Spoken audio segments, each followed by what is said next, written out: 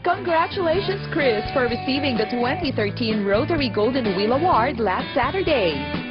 Pinarangalan si Chris ng Rotary International District 3780 para sa kanyang natatanging kontribusyon sa larangan ng entertainment media.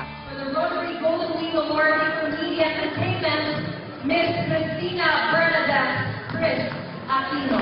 Quezon City Rotary Club and Quezon City Government, maraming salamat for the honor that you gave me. Thank you for choosing me as the Entertainment Media Personality of the Year because my current work talaga is Chris TV. So it's a testament to the success of our show. Kaya sa lahat po sa inyo na araw-araw pinapanood ako at sinasamahan ako, maraming salamat po. And to my hard-working staff, I share this award with all of you because this show, Chris TV, is really who Chris Aquino is at this point. Kaya maraming salamat. Again, Rotary, thank you very much.